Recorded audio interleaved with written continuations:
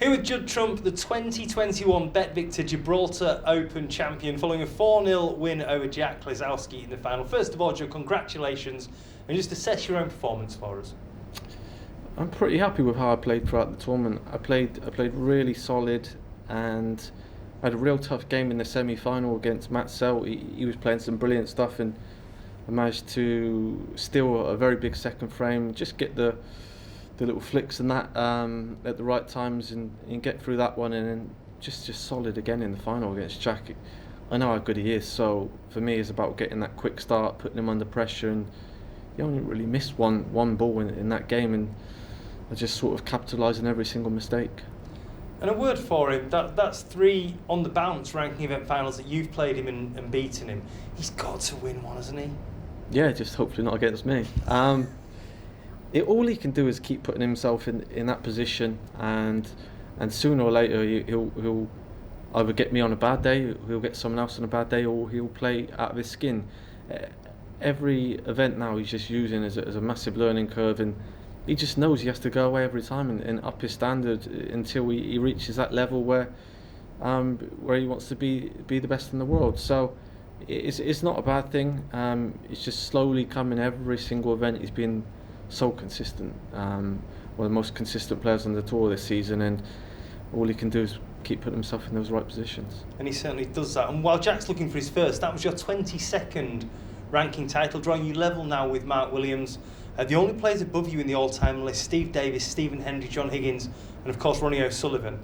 It must be great for you to be really breaking into that category now. Yeah, it's something that I didn't even consider like 2 or 3 years ago. I was winning 1 or 2 events a year, and just sort of, if I finished my career with 20 or 25 events, I'd have been absolutely over the moon. So it's kind of fast forwarded 3 years and 14 events later, and kind of just taken the game by storm. So it's important for me now just to try and keep it up for as long as possible.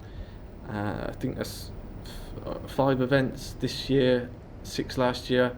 I'm not sure if anyone else has done that before, but just trying to set new targets for everyone else, new milestones, and just try and get that level up as high as possible.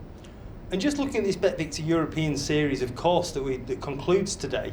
Obviously, you've won today, retaining your Gibraltar Open title. You've also retained the BetVictor European Series. We've looked at it, and it's over £500,000 now over the last 2 seasons, just from this one series alone. You've made this series your own all of a sudden, haven't you? Yeah, I think just want to say a special mention to BetVictor over the past couple of years. The sponsorship they gave to snooker has been absolutely unbelievable, and especially with what's going on, other sponsors pulling out of other sports. I think BetVictor have been amazing for snooker and give us these 6 events to play in and something to compete for. So I think everyone is grateful, especially me, and hopefully now this can just sort of put me on that next step and have a good run towards the end of the season. Finally, I've interviewed you after each of your ranking event wins this season so far. Each time we've talked about the 6, the record that you broke last season. This is your 5th now. There's 3 more to go: the Pro Series, the Tour Championship, and of course the Crucible as well. Can you get 7, possibly 8? No, it's a sad ending, I think. No, I don't know. I really don't know. It would be unbelievable to even equal it, because I know there's been a lot less tournaments this season than there has last year. I feel like this season has been even better than last year for me on a personal level.